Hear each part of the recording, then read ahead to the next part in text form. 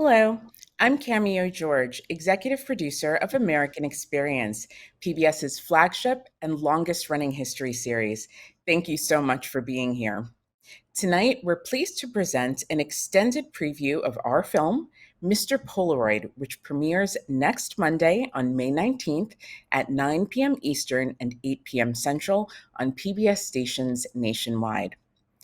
Before we begin, I'd like to thank our corporate sponsors, Liberty Mutual Insurance and Carlisle Companies. I'd also like to acknowledge the Alfred P. Sloan Foundation, the Robert David Lyon Gardner Foundation, the American Experience Trust, the Corporation for Public Broadcasting, PBS, our home station, GBH, and of course, viewers like you.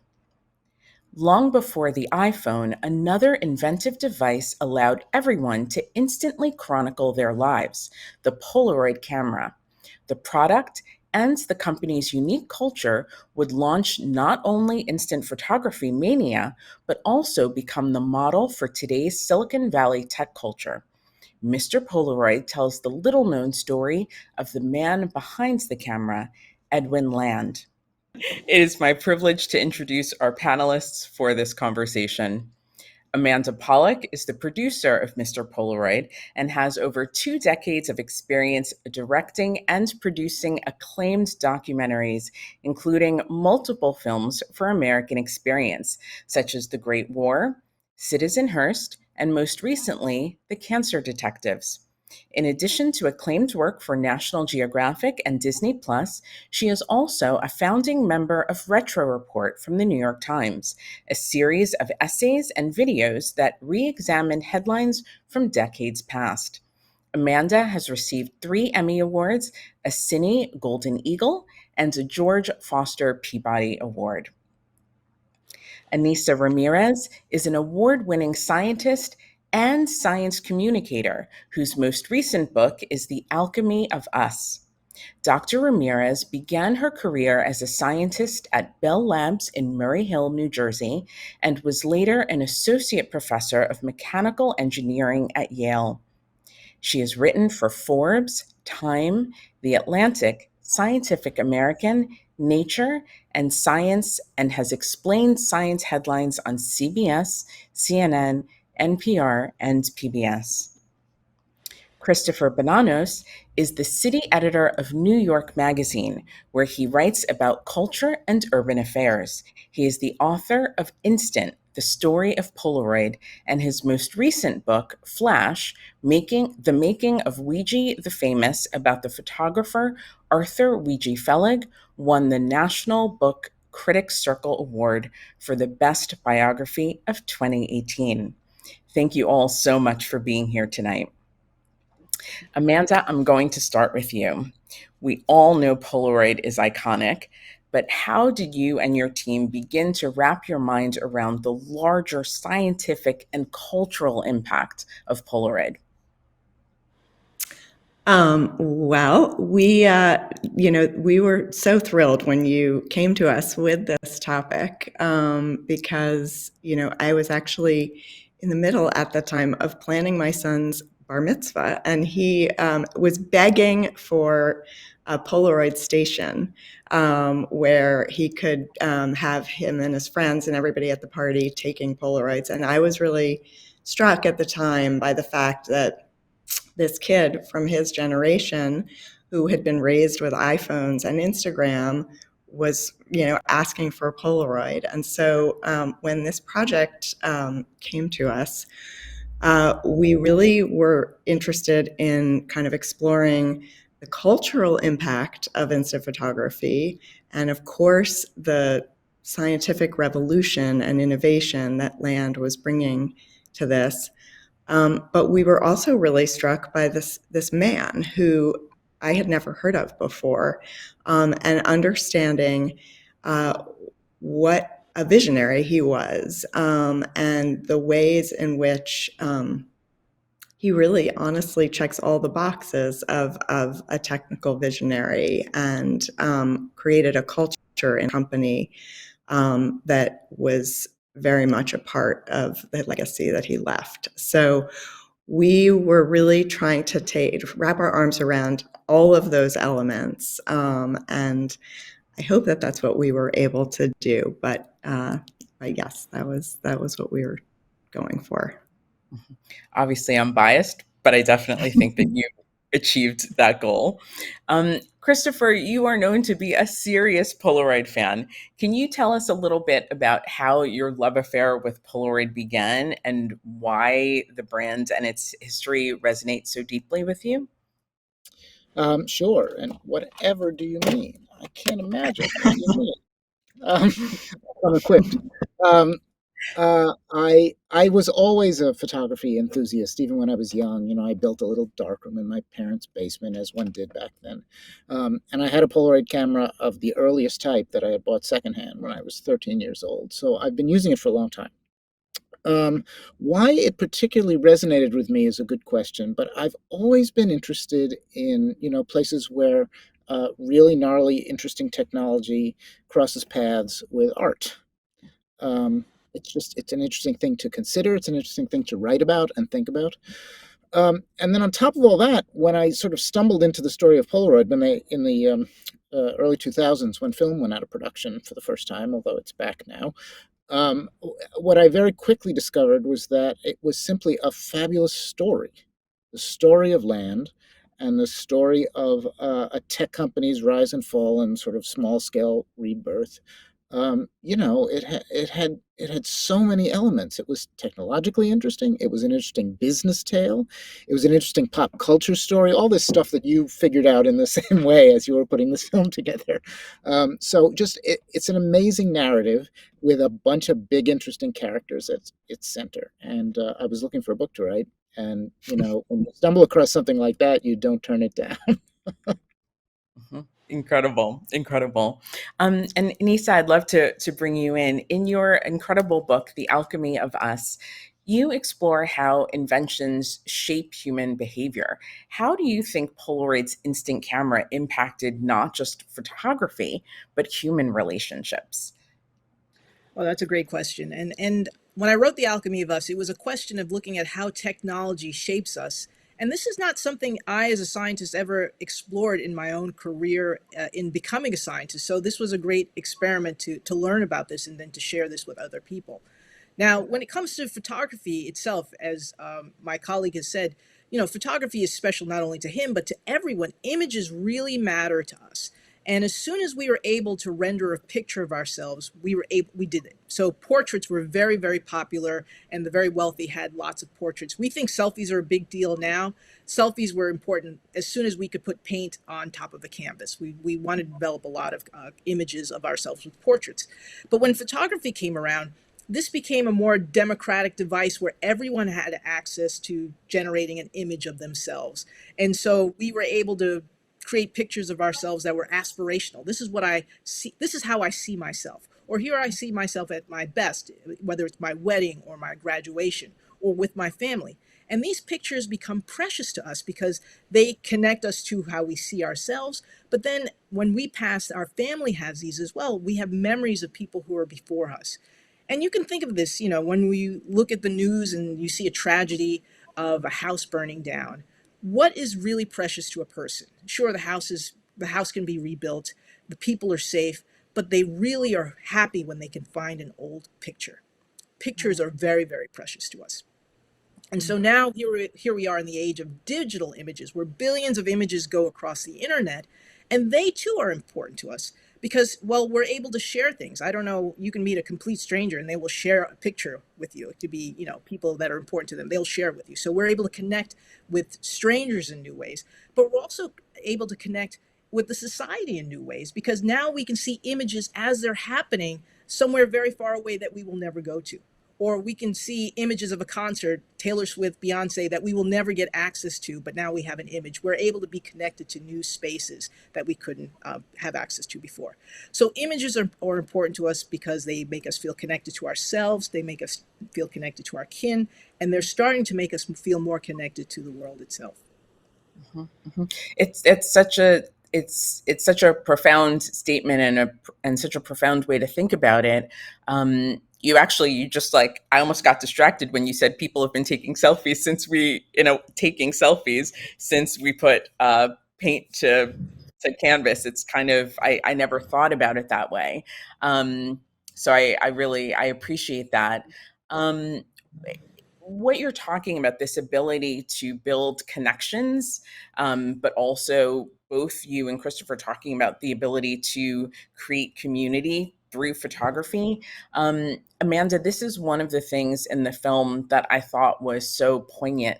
The sections where you talk about the African American community and how suddenly they're able to control their images, the queer community as well. Can you just say anything more about that? And can you talk about that a little bit more? Yeah, I mean, we spent so much time pouring through so many images, and what's so striking, I think, about Polaroid images is how raw and real they are. They capture life in a way that I think is actually very different in a way from the sort of more varnished Instagram images that we know well today. And it was really important to us in the film to use these images as a window into the wide range of communities that is America. But as you say, Cameo, particularly for the communities that weren't being portrayed and weren't seeing themselves in the mainstream media as much, and also who were, for good reason, more inhibited. And so this idea of having to send your film out to an anonymous lab technician who is surveilling what you might be capturing, the images that you might be capturing, had a profound impact. And Polaroid really liberated people to capture their lives and their loves and their families in a way that was that was just much freer and sort of outside of the bounds of this idea of anybody watching or judging or discriminating as they were living their lives. So that was a point that we really, really wanted to make in the film, and spent a lot of time finding the right images and reaching out to communities that all across the country to get the images that could really hopefully make that point clear. Mhm, mhm. And Amanda, as a filmmaker, particularly as a history documentarian, you are very, very experienced and used to dealing with archival photos and images. But another thing that I think is so interesting about this particular project and Polaroid is how many personal photos there were, as opposed to photos of an event, a parade, a something. So there's something that's so intimate about Polaroid photos that I think really comes through in the film. Christopher, I'm wondering if you can talk at all about just a little bit more about that point of how instant photography and this like person to person photography, not a professional photographer, but like you and your loved ones, you and your friends, how that changed photography as well. It's really true. One thing I'll say is, it's a particularly intimate type of photography in every sense. And there's a number of reasons for that. The stuff you were just talking about, how a lab technician didn't have to see it, meant it allowed you a certain sort of privacy, whether because you were from a marginalized community, or maybe you wanted to make sexy pictures of somebody or whatever. There were all sorts of possibilities there. But in addition to that, a couple of things come to mind. One is that they're not pictures that you would get enlargements of, so they're small. So your instinct is to go in closer. And especially when SX70 came around, the camera was a very fine photographic instrument, and it focused down to 9 inches. So you could sort of fill up the whole frame with somebody's face, which was very expressive. And that is, you get fine details of someone's face, and that, especially if you're up close to them with the camera itself, is inherently an intimate moment. Second, obviously, there's no negative most of the time with a Polaroid picture. It's a one-shot thing, comes out of the camera, and that's it. So that means a bunch of things. One is that it's an object and therefore it is a little precious. If you keep it and you lock it in a drawer, it's yours. It's all yours. It can't escape. There's no digital file that some jerk can leak onto the internet if you don't want them to. There's no, it's private, and that certainly has ramifications socially. But it also means that the thing itself feels precious. It is. I was once talking about this to a friend who's an art critic, and he said, "Ah, yes, an edition of one." And I thought, that's right. That's it. An edition of one. Um, the second thing there is, if you take a picture of somebody and you don't keep it, you give it to them. It's a gift. And it's a gift that's an edition of one. You don't have it anymore. So you are giving them something that you can't get back, that you made yourself. It's like, it's a little more like a painting than a photograph in some ways. It's a thing you made by hand on the spot. And then last, because it was on the spot, it bears the imprint somehow in a kind of loosey-goosey mystical way of the room it was made in. If you have a Polaroid camera and you're in the room with pick a tremendously famous person, I don't know who, if you're in a room with the Beatles and you take a picture of the Beatles, the light that went through the lens bounced off Paul McCartney, went through the lens, landed, struck the film, made that picture, which then came out of the camera, and you probably showed it to Paul McCartney a second later, right? It touched him. It touched you. The thing itself contains the light from that moment, sort of, or the record of the light from that moment. There's not a lot else like that. I love that. I love that. In the chat during the preview clip that we showed, and even now, a lot of people are commenting about their favorite memories of using the camera, pictures that they remember. A lot of people are talking about remembering the smell of the solution. And he says, you said the very technical term goo at some point. The goo has one smell, by the way, and the print coater has another one, and the print coater is really strong. Well, again, Christopher, you said in the film that it's a magic trick, right? Nisa, one of the moments that I love in the film, and just evidence of your prowess as a science communicator, you say you hold up a Polaroid. I wish I had my Polaroid. It's over there now. I can't reach it. You say it's not this when you're holding up the picture, and you turn it and you're like, it's this. It's the thinness. Right. Can you just reflect a little bit more on the magic of the technology that was employed in the Polaroid camera? Well, my amygdala just kicked in, so I don't know how accurate I will be. But what I was trying to get across was that the image itself is where we're focusing on. The flower, the grandbaby, those images are the thing that are beautiful to us.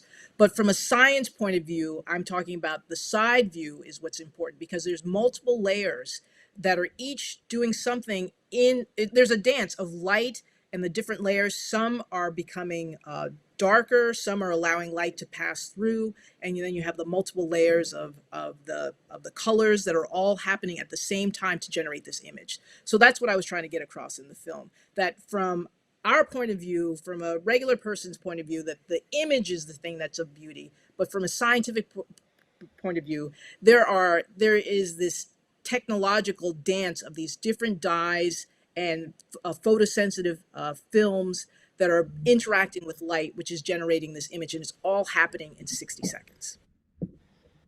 Incredible, incredible. Anissa, you talk a lot about how revolutionary Land's thinking was, just as an inventor and creator of this technology.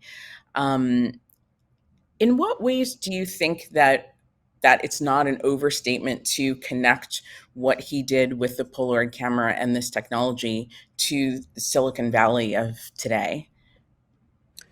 Well, that's a great question. So Land had a great idea, and everyone has a great idea. But what he had to do was he had to build the machine, but he had to build the machine around it. That is the company. That is all the different people to make that idea come to fruition.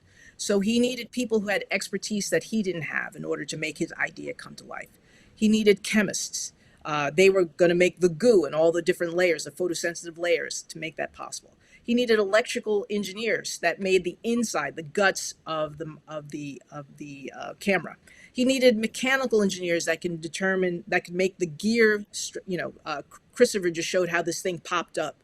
From a mechanical point of view, there are gears and springs that make that happen, and to make it reliably do that every time. And also it has to sit at a certain position in order for it to work. Mechanical engineers are like on top of that. There's also product designers that are involved as well.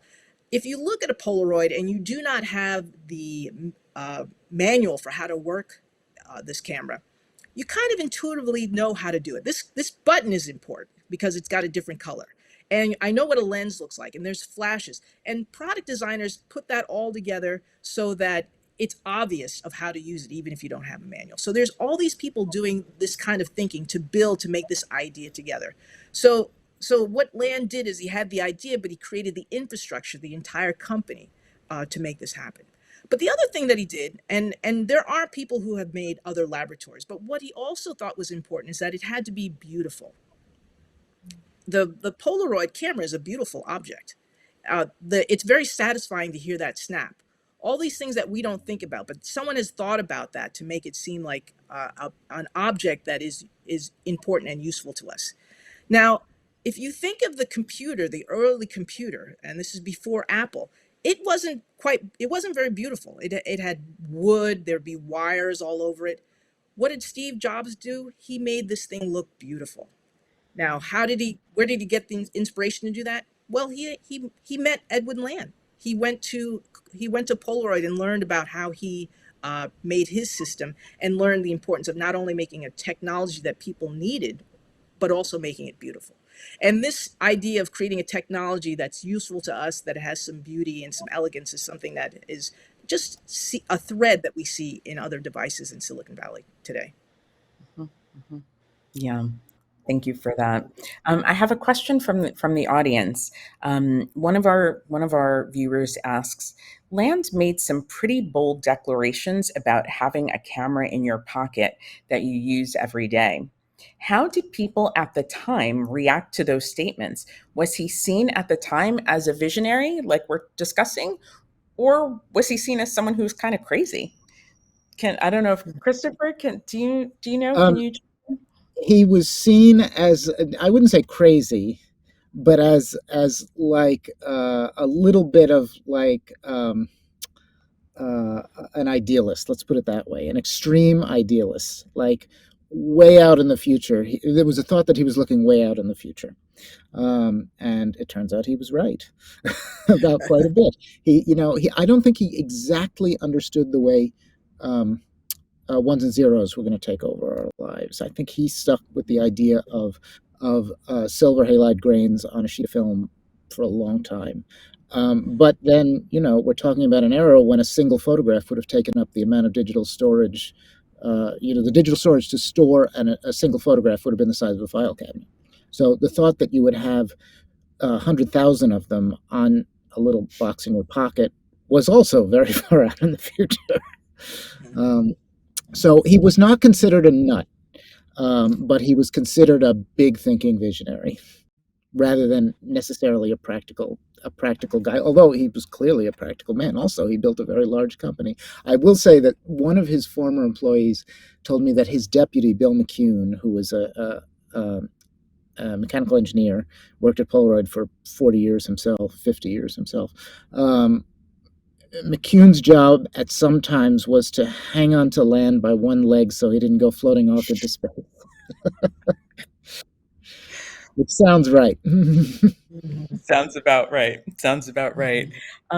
Amanda, something else that you and Jean do so well in this film is, in addition to really allowing us, a layperson, to understand the technology through the interviews with engineers and historians, and authors like we have today, you also did what I think is a really beautiful job of showing Land the man, Mhm. the creativity, the passion, as well as how he related to other people. Um, how did you get into the mind of Edwin Land? I mean, I think that was one of the biggest challenges in some ways, but was really key to, I think, making the film work. You know, there is so much talk about this idea of the Polaroid being magical, but as Christopher says so well in the film, there are so many real things that go into that magic. There's, and the culture that Land created at the company, and his leadership style, and his personal determination and vision were just paramount to the success of Polaroid. And so we wanted to really get inside that and get inside his motivation, and the ways in which he was able to kind of cultivate a workforce that would go, that more than the extra mile for him. We're working, around the clock in order to make his vision happen. It did have a cost. We include the story about him driving past his kids in the driveway, and I think, that kind of tells you a lot in terms of just, he was really had his eye on the prize, and I think he was probably a hard person to be with for some people, and that does have its cost. But I think, and I think towards the end of the film, we also tried to show the ways in which that very singular vision, and sort of obsessive nature did kind of come back to haunt him a little bit in terms of maybe not being able to save the company from some of the financial challenges that it was facing. So I think, there was a lot to be said about the technology, about the Polaroid itself, but it was important to us to really make sure that the man came through. And I think we've made a number of films that are science focused, and something that's always really important to me in telling these stories is that I think we do think often of inventions as these things that just like are light bulbs that go off over people's heads, and that's the way things happen. But there's so much that goes on behind any of these technologies that have changed our world. And so looking at the wider cast of characters, looking at the personality, foibles and talents that get us to these technological breakthroughs is I think a really big part of the story. So we try to get all of that nuance in. Thank you. There are a couple of questions from the audience about the prophetic story of Land's daughter saying to him, "Why can't I see the picture right away?" We've got some skeptics in our audience, and they're asking, do we know if this is true, or is it really just one of these like myths and legends? Christopher, you're laughing. Can you jump in on that? I found one speech he gave where he referred to it as our apocryphal true story. I'm pretty sure it happened a lot like that. It might not be those 6 words. Why can't I see the picture? 7 words, picture now. But it's pretty close to what really happened. That said, Jennifer doesn't give interviews. I tried to talk to her. Speaking of Jennifer, in the film we briefly see his daughter. We meet his wife before she's his wife, but then also once they're married. But there's this really interesting thread of land and women, and how he creates opportunities for women. I'm wondering, this could be for anyone. Christopher, I don't know if you want to start, and then Amanda jump in as well. But it's astounding how he just empowered women in this workforce, particularly at the time that they were in. Can you talk a little bit more about that? He liked smart, interesting people. I've always suspected, although nobody ever said this to me, my suspicion was partly that he liked finding, he liked a discovery, he liked an untapped resource. And my suspicion is that he said, there's a lot of smart women who aren't getting hired by IBM and AT&T to do science. And I bet I can get very good people that way. I think so. Some of it may have been practical. Some of it was simply that he could talk to them. He was not a lot of old executives back then were probably pretty misogynist, and he doesn't seem to have been. So that gave him an ability to broaden his talent pool.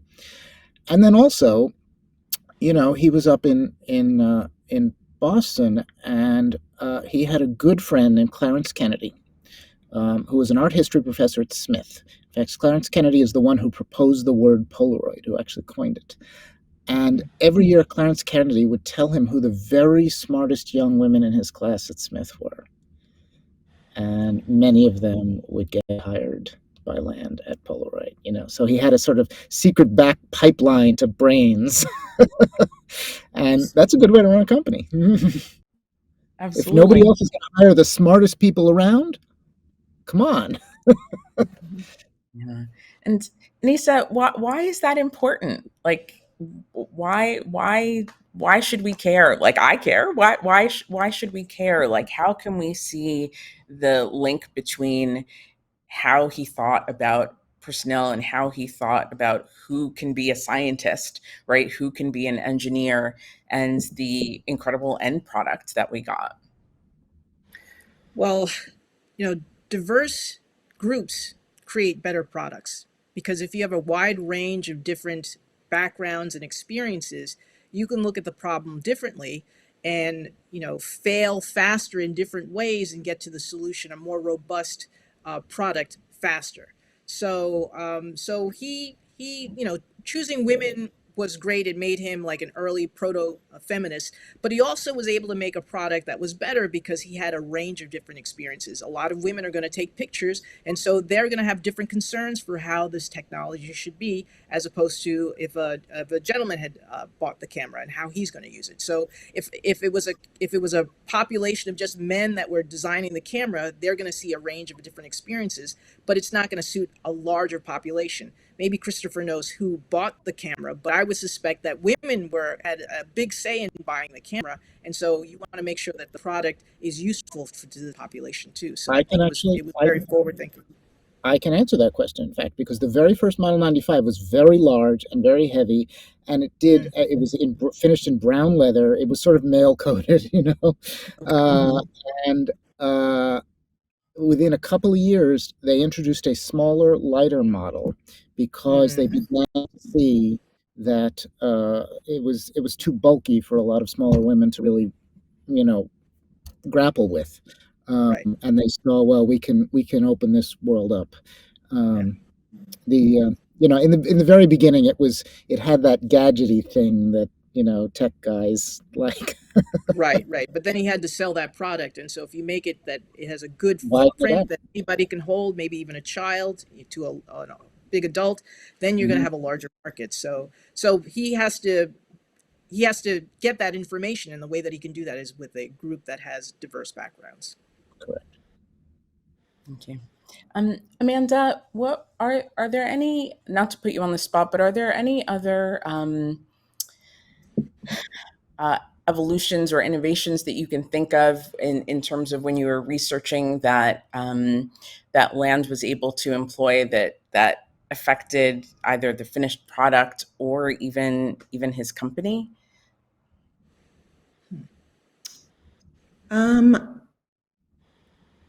I don't know about technical innovation so much, but I guess I do think that he was in tune in a way with the culture. He was recognizing the fact that kind of reaching a younger audience was going to be important to him. He was proactive in terms of bringing in Black workers into the company and creating, it was not just women, but a diverse workforce was important to him. And he also had families of people. One of the things that came to us in our research was, we spoke with one woman who had worked with a Polaroid company, and there were 5 generations that had been in her family who all had worked with Polaroid. And so I think he did create a real culture of a community in the company that I would think had an impact on the science that they were able to implement as well. And as Christopher and Ainissa are talking about, just a sensitivity then to the audience that he was trying to capture or market to with the camera. There just seems as though there is a sensitivity to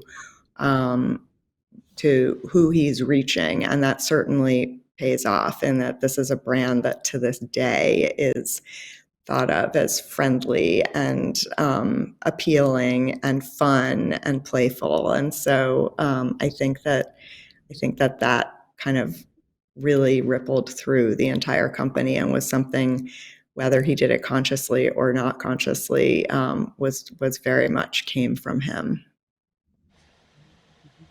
Thank you.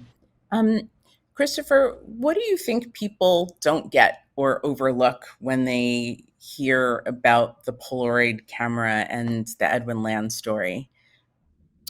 I think people sort of think of it as a nostalgic product rather than as a template for a tech company to develop in interesting ways.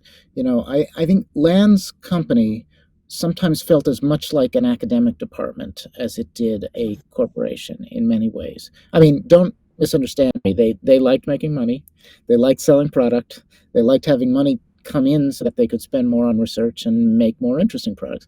But he tried to think of his company as a kind of invention machine, much like Dr. Ramirez. You worked at Bell Labs, and there are a lot of parallels there. It's the same era too, when a few companies in America really spent a lot of money on basic research.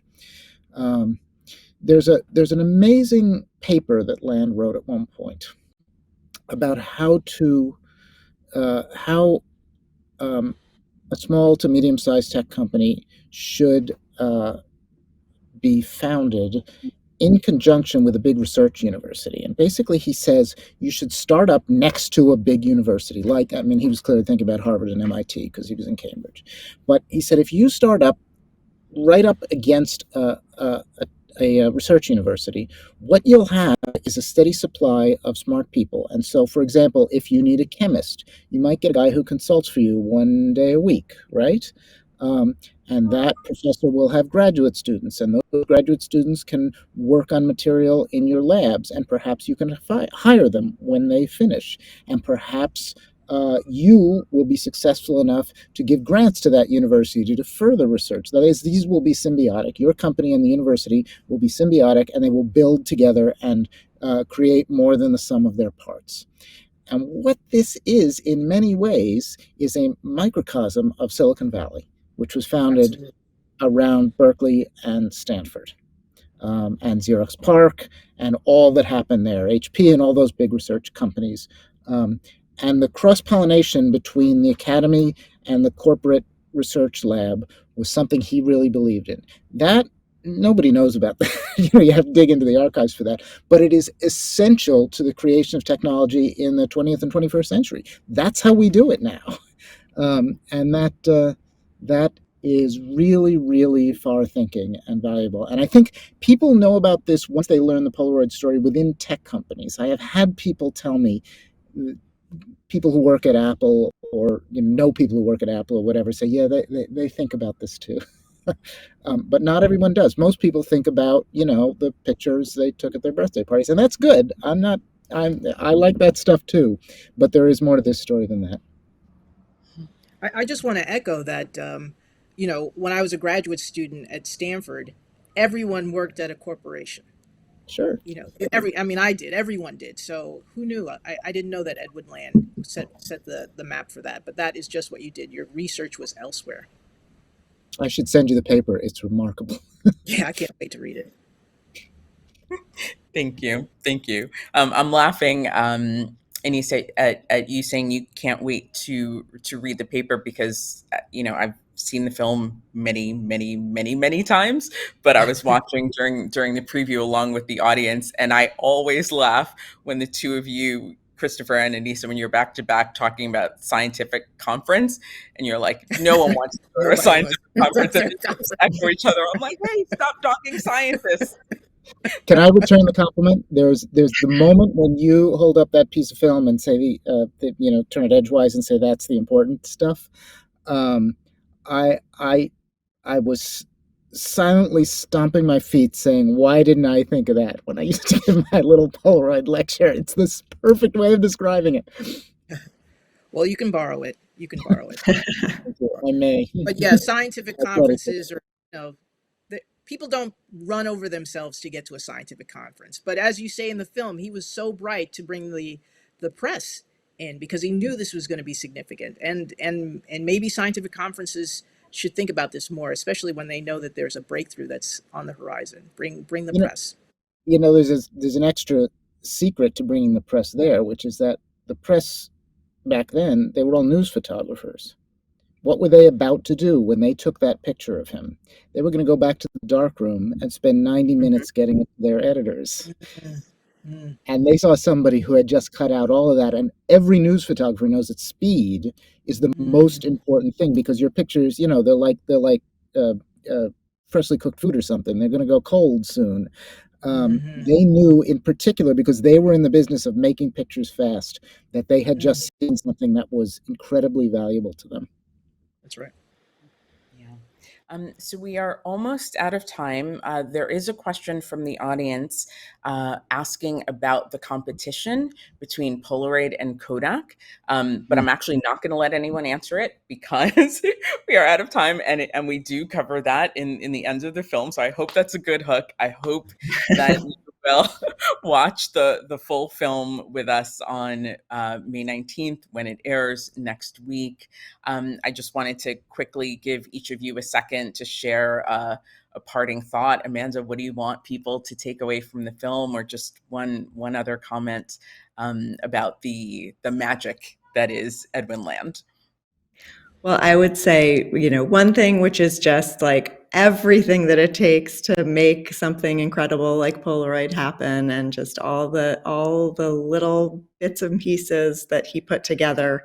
But I think the other thing that I think about a lot when I watch this film is just be real. Like the way that we are with photography now is shifting, and he talks about the way in which photography is part of the evolution of humanity, and I feel like we see that happening right now. And when you look at the way people are when they're taking Polaroids, and the way that families are communicating, there's just, as I said earlier, kind of a rawness to it, an openness to it that I hope we can all hold on to. Mm-hmm. Well put. No filters, right? No filters, exactly. Yes. Yeah. Christopher, Ainissa, any parting thoughts? Well, one of the things I would want to push about Edwin Land is that he really was devout about being creative. And I think that creativity is sort of under attack with technology today. And so I would tell people to really get in touch with the thing that inspires them to be creative. It's a story about a gentleman who made a great technology, but what he really was creative. And he found the people to make this go out into the world. So I would encourage people to do the same for whatever they're working on. Thank you for that, Christopher.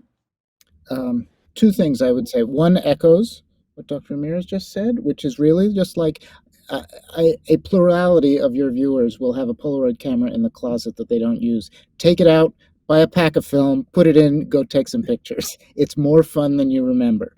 That's one. And I'll tell you one other thing, which is that since we're on the American experience, I will remind everyone that Edwin Land testified before Congress toward the creation of public television in the late 60s. He believed in it as a science education tool, as a public good, and it still is one. It's a How's that? beautiful note to end on. Thank you so much. Thank you to Amanda Pollak. Thank you to Dr. Ainissa Ramirez. Thank you to Christopher Bonanos for joining us today. And thank you for all of you for joining us for this special sneak preview and discussion about American Experience's new film, Mr. Polaroid. Mr. Polaroid premieres next Monday, May 19th, 2025 at 9 p.m. Eastern, 8 p.m. Central on PBS stations nationwide, and will then be available to stream for free on pbs.org, the PBS app, and the American Experience YouTube channel. Again, thank you for joining us. Have a great night.